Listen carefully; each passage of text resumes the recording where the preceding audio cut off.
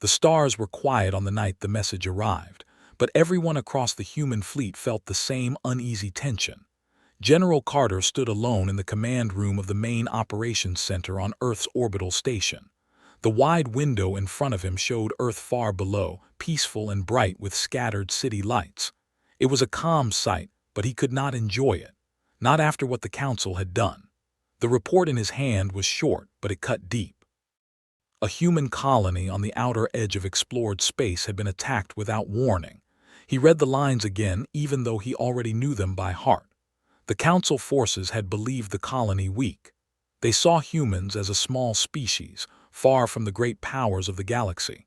They thought humans would break fast under pressure, but the defenders had resisted for days, fighting with whatever weapons they had, even when hope was small. And when the colony finally fell, the survivors sent a final transmission that filled every human heart with fire. They are coming. They want more. Do not let them take what we built. Carter closed his eyes for a moment, letting the weight of it settle. He was not a man who showed emotion easily. His hair had already turned gray from long years of service, and the lines on his face carried stories of older conflicts. But this war was different. This one had found humanity unprepared, and he hated that. He hated that innocent people had paid the price for a conflict they did not start. Behind him, the door opened, and an officer named Laura entered. She was young but skilled, with a calm voice that made her good at difficult communication tasks. She stood at attention and waited for him to speak. "What is it?" he asked without turning around. "General, the Council has moved another fleet near our border," she said. "Intelligence believes they want to strike again, maybe within days." Carter finally turned to face her. Her expression was steady, but she was worried. Everyone was. "Are our fleets in position?" he asked. "Yes, sir. The 1st and 2nd Divisions are ready. The 3rd is still gathering at the rally point, but they will be ready soon." "Good," he said. "We cannot show weakness, not now." Laura nodded. She hesitated, then added, "Sir, there is more." The Council broadcast a message to several species. They said humanity must be taught a lesson before it grows dangerous. Carter let out a slow breath. "So they still believe that," he said. "They still think we are simple. They never learn." He walked across the room and took a seat at the large table covered in maps of space. It displayed human territories in blue and Council territories in green. The border between them pulsed in red, showing the places where tension was highest. Greg, one of the tactical officers, entered next. He was older than Laura but younger than Carter, and he had served in many battles. He pulled up a hologram of the enemy fleet. "This is what we are facing," Greg said. "They have more ships, but our ships are stronger and our crews better trained. They still think numbers will crush us." Carter studied the hologram. "And they still think we will bend." Greg nodded. "Yes, sir." The three of them stood around the glowing map as silence stretched between them. Outside, the stars kept shining, unaware of the tension growing in the space between species. Far from Earth, on a distant world, the Galactic Council held their own meeting. Their chamber was large, filled with leaders from many alien species. Their voices clashed with one another, each demanding something different. But one idea stayed strong: humanity must be controlled before it became a threat. "They resist too much," one alien leader said. "They fight even when they know they cannot win." Another added, "They value freedom too much. A species like that cannot be allowed to grow. We must push into their space fast and finish what we started." A smaller voice tried to warn them. "Humans do not behave like other young species. They are bold and unpredictable. If we push them too far, they will push back harder." But the warning was ignored. The Council believed their power was absolute. Their fleets had conquered dozens of worlds. They had never lost a war.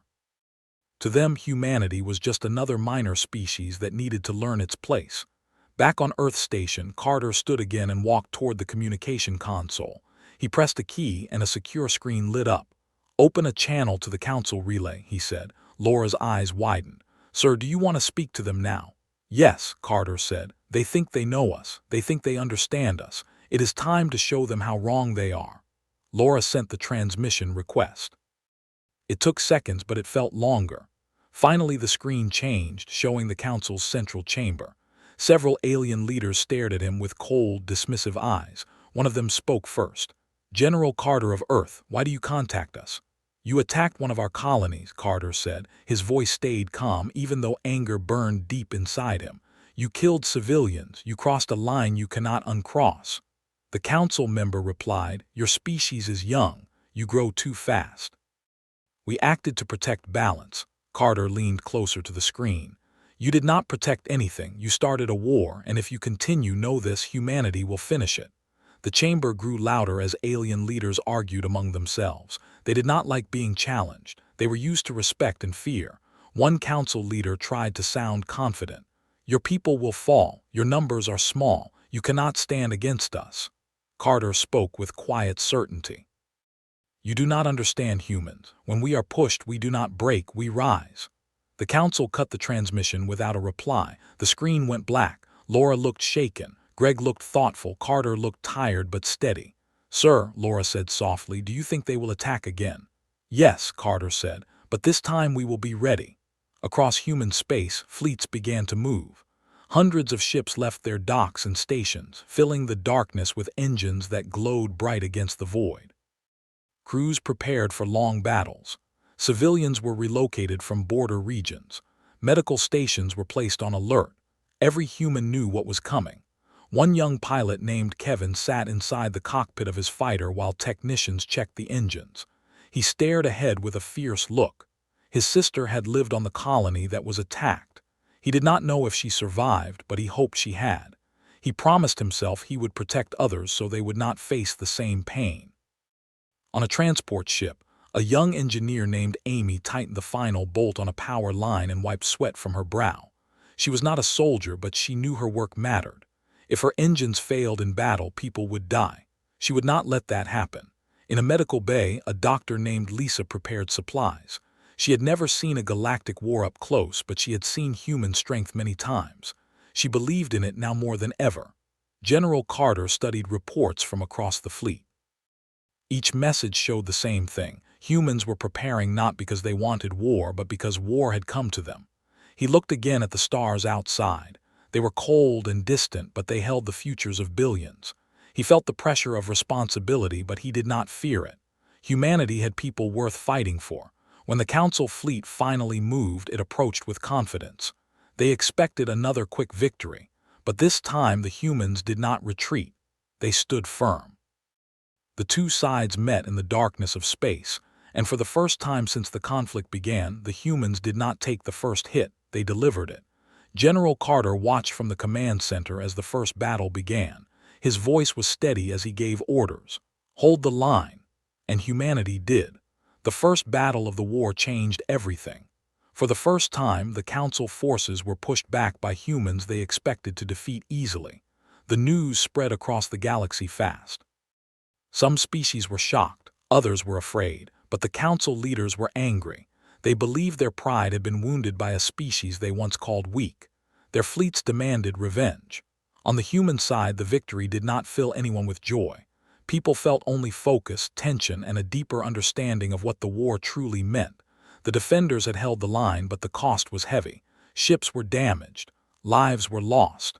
Families waited for news from the front with hope and fear. General Carter watched the reports come in from all sectors. He stood quietly while screens around him showed damaged ships returning for repairs. Engineers worked day and night. Pilots rested in silence, thinking about the faces of friends they had lost. Laura walked into the room along with Greg. They both looked tired from long hours without rest. "General," Laura said softly, "the Council fleet has not retreated far. They are gathering again. It looks like they want to strike at a different border settlement." Greg added, "They are angry, sir. They did not expect us to win that battle. Now they want to prove they are still in control." Carter nodded. "They want to show power. They want to force us to bend." He looked up at the map. "But they will not succeed." He walked to the center of the room and looked at the large hologram of the border region. Blue marks showed human ships forming into groups. Red marks showed the Council forces pushing closer. "Send orders to all nearby fleets," he said. "Tell them to hold position and wait for my signal." Laura sent the message while Greg updated the battle plan. Meanwhile, far away on a border settlement called Ridgepoint, people were waking up to the news that the enemy fleet might come their way. The small colony did not have much in terms of defense, but it had strong people who believed in protecting their home. Families packed emergency bags. Soldiers prepared their weapons and checked bunkers. A young soldier named Ryan stood at the edge of the settlement, watching the horizon. He knew the enemy ships might appear at any moment. He felt fear, but he also felt determination. His parents lived in this colony. He would protect them. Back in space, human fleets moved into place. Kevin, the fighter pilot, sat in his cockpit again. He took a deep breath and looked at the photograph taped to the side panel. It was of him and his sister back on the colony that had been attacked. He still did not know what happened to her, but he carried hope like a shield. "I won't fail this time," he whispered. Amy, the engineer on a large cruiser, worked with her tools, tightening bolts and checking power lines. Her hands were steady even though she felt the fear growing inside. She kept reminding herself that people depended on her work. In the medical bay, Lisa prepared for incoming wounded. She cleaned her tools, placed supplies in order, and repeated a quiet promise in her mind. No matter how hard the battle was, she would do everything she could to save lives. When the Council fleet finally arrived, the darkness of space lit up with flashing lights from engines and weapons. Ridgepoint's shallow defenses activated, sending a message to all human ships. The enemy had arrived. Carter received the signal and immediately gave the order. "All units move in. Protect the settlement. Do not let them take it." Human ships jumped into the system one by one. Fighters spread out like a swarm of bright sparks. Large warships positioned themselves between the settlement and the enemy. Kevin's voice came through the radio. "This is Red Wing Squad. We're in position." Another pilot added, "We see enemy fighters coming in fast." The battle began before anyone had time to breathe. Enemy fighters moved in aggressive lines, trying to break through the human defense. Human fighters pushed forward, meeting them in the middle. Kevin locked onto the first enemy ship and fired. The shot hit its wing and the ship spun out of control, but another enemy fighter came right at him. He twisted his craft, barely avoiding a blast. On the cruiser, Amy felt the ship shake from the outside impact. She grabbed onto a rail but did not stop working. She shouted to another engineer, "Power grid is holding. Keep the shield stable." Lisa heard the alarms in the medical bay. She opened her communicator. "Send the wounded here as soon as they arrive. We're ready." The Council ships moved in with force. They attacked the largest human ships, trying to break their formation. They fired again and again, but the human warships held strong. Greg watched from the command center as the battle spread across the system. "They're trying to push through our left flank," he said. "If they break it, they'll reach the settlement." "Fighters from the right flank to support," Carter ordered. "We can't let them get close." Laura monitored communication channels. Her hands shook slightly, but she kept her voice steady as she relayed commands. "Red Wing Squad, support left flank. Blue Squad, move to cover the center line." Meanwhile, on the Council's side, confusion was growing. One alien commander said, "Why are they holding? They should have broken by now. Their numbers are less." Another replied, "These humans fight too hard. They do not retreat." A third commander warned, "Their warships hit harder than we expected. We underestimated them again." But by then it was too late. Human forces had already adjusted to block their main path. Kevin shot down another enemy fighter and cheered. "That's two," he said. But his celebration was cut short when an enemy ship came out of nowhere and fired at him. His fighter shook as alarms went off. "Kevin, break away," a voice shouted. "I'm trying." He yelled as he pulled the control stick sharply. His ship steadied just in time. He took a deep breath and pushed forward again. He refused to fall. On the cruiser, Amy noticed the lights flicker. "Shields dropping to 70%, she reported. The ship captain's voice replied, "Do whatever you must to keep them up." "I will," she promised.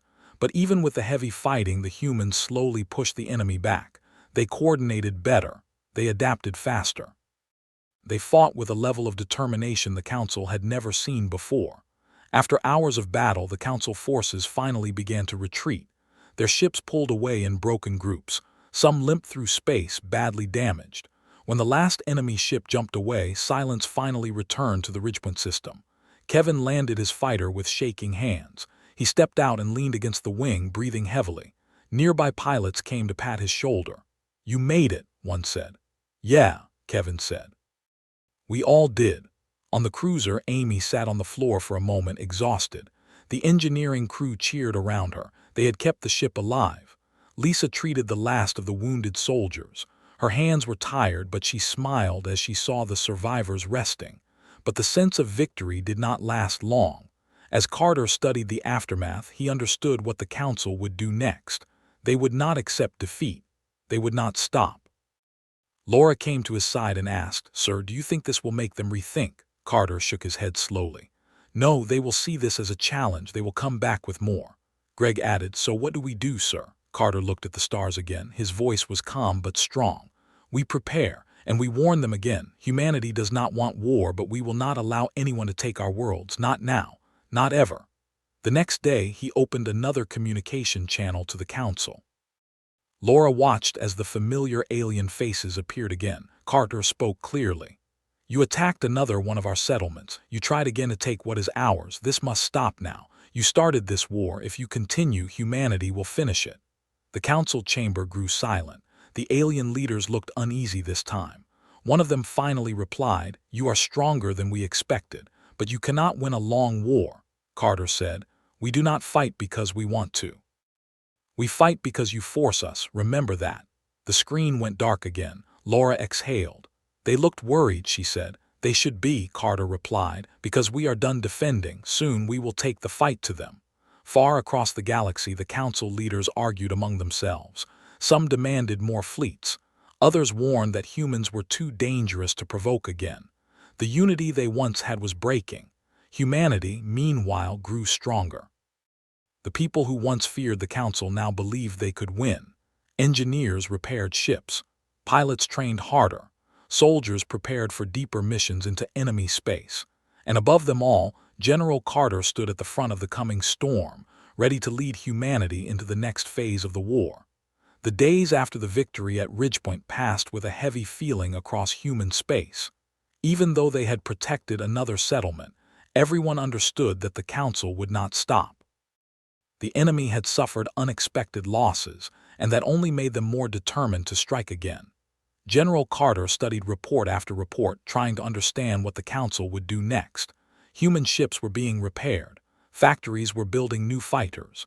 Civilians continued to be moved away from border regions. Humanity was getting stronger each day, but so was the pressure. People were tired and fear still lived in their hearts. But something new had also started to grow: belief. Belief that they could win. Carter stood in the command room again, watching engineers, officers, and analysts rushing around him. The large screen showed the galaxy map. Blue marks for human-controlled space, green for council space, red for areas where fighting was expected. Laura approached him. She had dark circles under her eyes from long hours of work. "General," she said, "we received new intelligence from one of our scout ships. The council is pulling fleets from several outer territories." "Pulling fleets?" Carter asked. "From where?" Greg brought up the data on another screen. "From 3 systems near their outer ring and from 2 supply routes. They're moving their ships toward the center." Carter frowned. "They're preparing for something big." Laura nodded. "Yes, sir, but we don't know if it is another attack on us or if they are trying to protect something." Carter thought for a moment. "They are scared," he said quietly. "Scared of what we might do next." Added, "Sir, some of our officers think we should stay defensive for now, but others think we should use this moment to push deeper." Carter stepped closer to the galaxy map. His eyes followed the lines between the council's worlds. "We cannot stay on the defensive forever," he said. "If we do that, we let them decide the battle. We must take control." Laura asked, "Do you mean a counterattack, sir?" Carter slowly nodded. "Not a wild push, not rush or fear, but a careful, planned advance. One step at a time. Show them we will not wait for their next strike." The room fell silent. Everyone understood what this meant.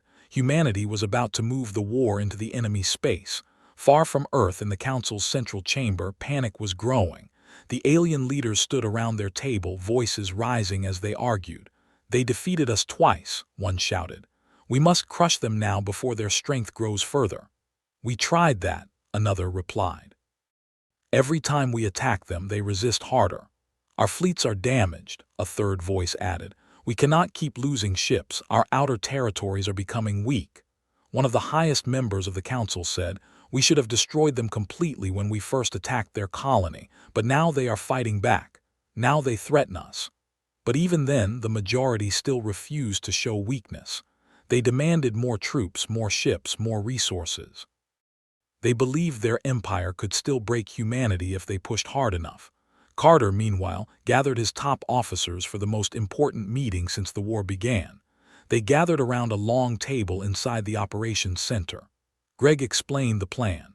We will send small, fast fleets into enemy territory, not to destroy whole systems but to cut off their outposts, break their supply chains, and show them that we are not afraid to strike back.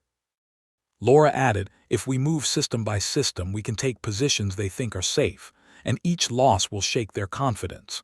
Carter looked around at the officers. This is not a war of destruction, he said. We are not trying to wipe out their worlds. We want to make them understand that the war they started will only hurt them if they continue. We want them to choose peace. Kevin, the young pilot, joined the briefing as part of the fighter division. He listened carefully, feeling a spark of excitement mixed with fear. He had survived 2 battles, but this next phase was different. It meant stepping into enemy territory.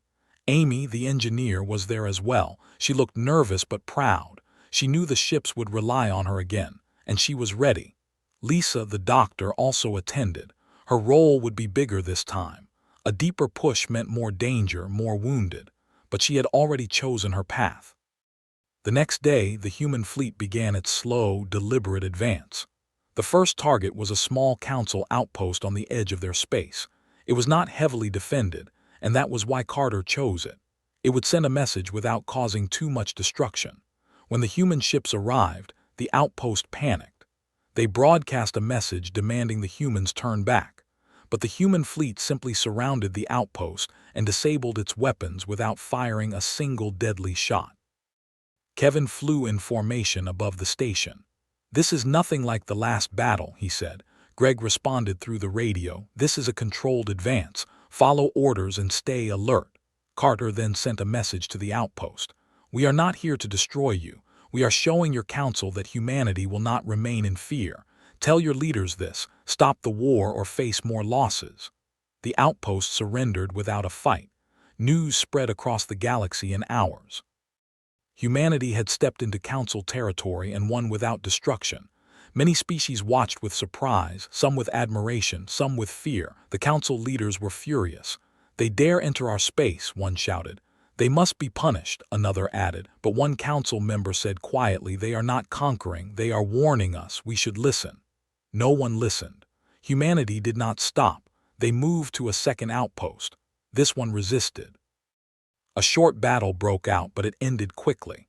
The human ships disabled the defenses and cut off the station's power. Kevin fought in this engagement. He dodged enemy fire and protected human bombers as they moved in. Amy kept the cruiser's systems running even as sparks flew around her. Lisa treated injured crew members and stayed calm even when the shaking ship made tools slide across her table. Again, the humans won. 3 more outposts fell within a week. None were destroyed. All were left disabled, unable to help the council. Carter watched the progress on the map. The humans were now deep inside enemy lines. Every victory shook the council's confidence further, but the deeper they pushed, the more dangerous the mission became. One night, Laura came running into the command room with a new report. "General," she said, breathing fast, "the council is gathering a massive fleet near their inner ring, bigger than anything we have seen so far." Greg pulled up the data. "This is their main defensive line. They are preparing to stop us with everything they have." Carter studied the screen. "They will not let us go any farther. They think this is where they can crush us." Kevin, listening from the side, asked quietly, "Can we win against a fleet that big?" Carter looked at him. "We win not by being bigger," he said, "but by being wiser and by fighting for what matters." Word of the coming battle spread. Humans across the fleet prepared themselves. Pilots cleaned their ships. Engineers checked every system. Doctors reorganized supplies. Commanders studied tactical maps. The fleet moved closer to the enemy's inner ring. The stars ahead seemed colder, darker. Everyone knew what waited beyond. Finally, the human fleet reached the edge of the council's main territory, and there, waiting for them, was the largest enemy armada anyone had ever seen. Ships stretched across space like a wall of steel and light. Thousands of fighters hovered around the larger vessels. The Council broadcast a message. "Turn back now," the alien voice said. "You will not survive if you continue." Carter stood straight and answered. "You attacked our worlds. You forced this war. We came here to show you we will not be broken. If you want peace, end your attacks. If not, we will not run." The message closed. Silence filled the command room. Then the enemy fleet moved. The battle began with a violent burst of light as fighters met in the center. Kevin pushed his engines forward and shot into the chaos. Enemy fighters fired rapidly and he spun to avoid two blasts. Human warships took formation, blocking the path to their carriers. Greg commanded the tactical movements. "Hold the line," he repeated. "Do not let them break through." Amy felt the ship tremble as enemy fire hit their shields. She shouted to her team, "Keep the backup reactor stable." Sparks lit the engineering bay. Lisa received her first wounded soldier only minutes into the battle. She moved fast, calming him as she treated the burn on his arm. Outside, the Council pushed with all their power. Their ships fired endlessly. They believed they could drown the humans with numbers, but the humans fought with purpose. Kevin shot down an enemy fighter that targeted a damaged human cruiser. "Hang on," he said into the radio. "We're still here." Greg redirected fire to break apart a cluster of enemy ships. Amy kept the shields alive even when the ship's systems overheated, and Carter watched everything with cold focus. He saw patterns the enemy missed. He gave commands that shifted the entire flow of battle. Hours passed. No one gave up. Finally, after the longest fight of the war, the enemy fleet began to break.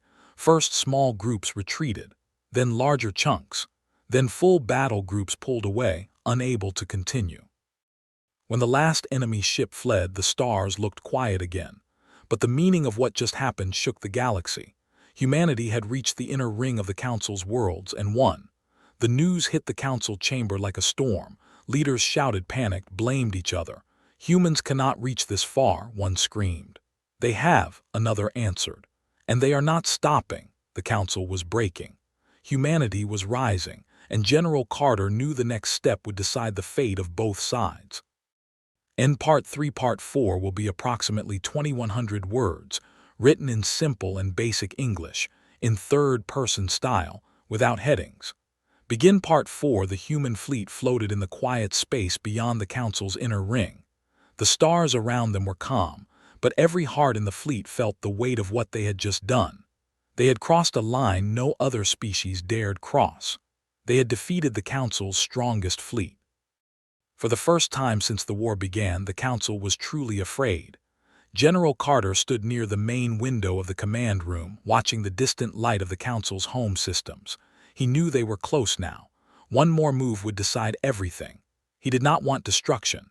He did not want to crush worlds. He only wanted one thing: to end the war the Council had forced on humanity.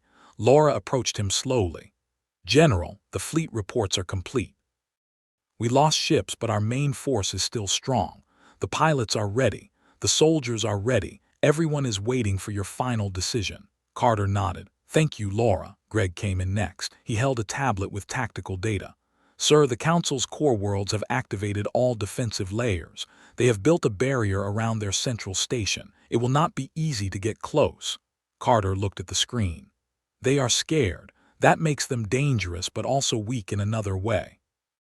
Laura asked, "Do you think they will talk?" Carter remained silent for a moment. He knew the Council had never listened before, but now, maybe for the first time, they had to.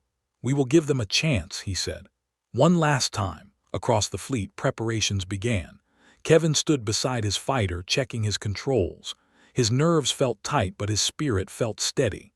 He had fought through the worst battles of his life, and now he was part of the final step. Amy worked in the engineering bay of her cruiser. She checked every system again and again, making sure nothing would fail in the coming hours. Her hands shook sometimes, but she breathed deeply to stay calm. Lisa arranged her medical supplies. She knew the next phase could be the last battle of the war. She whispered a quiet hope that maybe, just maybe, there would be peace instead. When everything was ready, Carter gave the order: "Move forward." The human fleet moved as one, hundreds of ships forming a clear path toward the Council's center. The stars shifted behind them as they approached the heart of enemy space.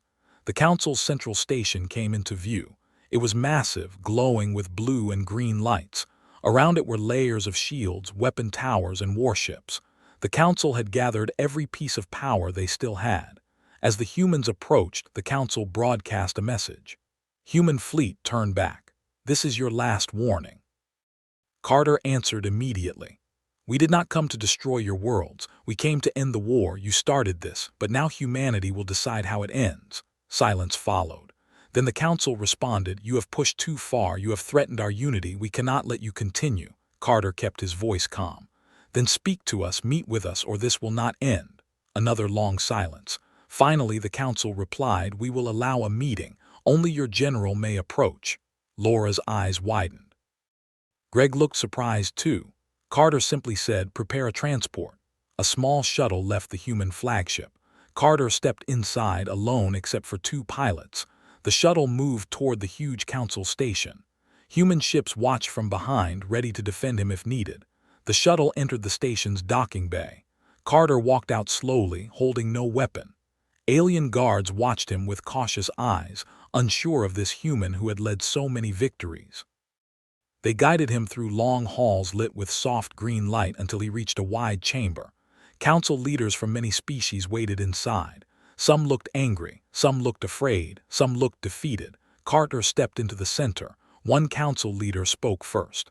General Carter, why have you brought your fleet to our heart? Do you want war to end in destruction? Carter answered simply, no, I came so it does not become worse. Another leader said, you defeated our fleets. You broke through our defenses. Now you stand here as if you want peace, yet your ships surround us. Carter looked at each of them.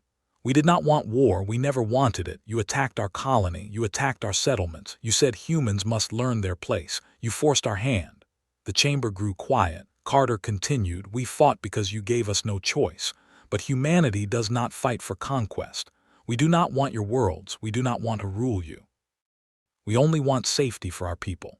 One council leader, older and calmer than the rest, asked, and what do you want now? Carter spoke clearly. I want you to stop attacking us. I want you to pull your fleets back. I want you to end this war. If you do that, humanity will withdraw. If you refuse, the war continues and you know we will not fall.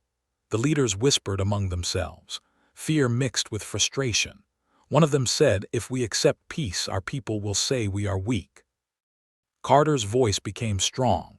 There is no weakness in choosing peace. The weakness was attacking us in the first place. For a moment no one spoke. Then the calm council leader said, your words have truth. You humans are not like other species. You fight with a strength we did not expect.